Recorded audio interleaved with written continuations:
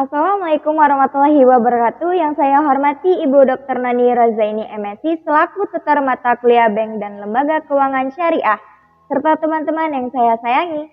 Saya Mayang Anjani 0438719666, mahasiswa dari Universitas Terbuka UPBJJ Medan jurusan Ekonomi Syariah, membahas materi tentang Baitul Mal wa Tamwil atau biasa kita sebut BMT. BMT ialah lembaga keuangan mikro dengan prinsip bagi hasil. Kepanjangan dari BMT sendiri yaitu Baitul Mal wa Tamwil. Nah, secara bahasa, Baitul Tamwil ialah rumah pengembangan harta yang bertugas melakukan kegiatan pengembangan usaha-usaha produktif dan investasi dalam meningkatkan kualitas ekonomi pengusaha mikro dan kecil. Dengan cara mendorong kegiatan menabung dan penunjang pembiayaan kegiatan ekonomi. Dan Baitul Mal yang artinya rumah harta yang bertugas menerima titipan dana zakat, infak, dan sedekah, serta mengoptimalkan distribusinya sesuai dengan peraturan dan amanahnya. Nah, BMT ini bersifat terbuka, independen atau berdiri sendiri, tidak partisan atau bergolong-golongan. Jadi, BMT ini meninjau pada pengembangan tabungan dan pembiayaan untuk mendukung bisnis ekonomi dan kesejahteraan masyarakat. Nah, peran BMT di masyarakat pastinya itu kan sebagai penggerak ekonomi dan sosial. Ujung tombak pelaksanaan sistem ekonomi syariah, yang artinya itu BMT inilah yang mengarahkan terjadinya pelaksanaan ekonomi syariah. Lalu suatu penghubung antara kaum yang kaya dan kaum yang miskin, dan sebagai sarana untuk mewujudkan prinsip hidup yang barokah, ahsanu amalah atau menambah amal yang lebih baik, dan salam atau terhindar dari yang buruk-buruk.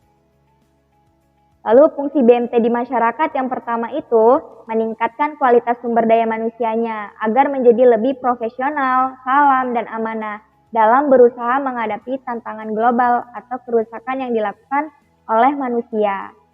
Yang kedua, mengatur dan menyusun dana masyarakat agar termanfaatkan dengan baik untuk kepentingan masyarakat lainnya. Yang ketiga, memperkuat dan meningkatkan kualitas usaha dan lembaga-lembaga ekonomi serta sosial. Lalu, modal BMT ini berasal dari kas beberapa kelompok masyarakat, yayasan, dana masjid, atau dari bajis setempat. Nah, modal awal untuk mendirikan BMT ini pun sangat besar, karena semakin besar nilainya, maka semakin lebih baik. Nilai ini dilihat dari perhitungan skala ekonomi agar BMT berjalan dengan baik. Nah, setelah bicara tentang modal, berapa persen sih bagi hasil BMT? Nah, kalau untuk nasabah tabungan, bagi hasilnya itu sebesar 40% dari total keuntungannya dan 60% untuk BMT. Semua persenan itu kita kembalikan lagi ke kesepakatan bersama di awal. Adapun mekanisme BMT, yang pertama itu modal awal ditentukan sesuai dengan kesepakatan bersama. Yang kedua, pihak penanggung jawab membuat rapat untuk memilih yang jadi pengurus BMT-nya. Ketiga, pengurus BMT kemudian merekrut pengelola atau manajemen BMT yang memiliki sifat sidik atau jujur, amanah, tidak ingkar, fatonah, atau cerdas dalam menguasai visi misi tujuan BMT.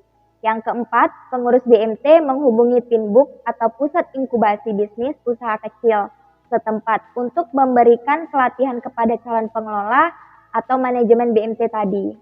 Lalu yang kelima, pengelola yang diberi pelatihan tadi kemudian membuka kantor dan menjalankan BMT dengan baik. Keenam, lalu pembiayaan pada usaha mikro menerapkan sistem bagi hasil sesuai dengan akad yang sudah disepakati. Dan yang ketujuh, dari bagi hasil tadi kemudian digunakan oleh para pengelola untuk membayar honor para pengelola dan membayar kegiatan operasional BMT. Baik, sekian terima kasih, itu saja materi yang saya sampaikan. Lebih dan kurang saya mohon maaf. Wassalamualaikum warahmatullahi wabarakatuh.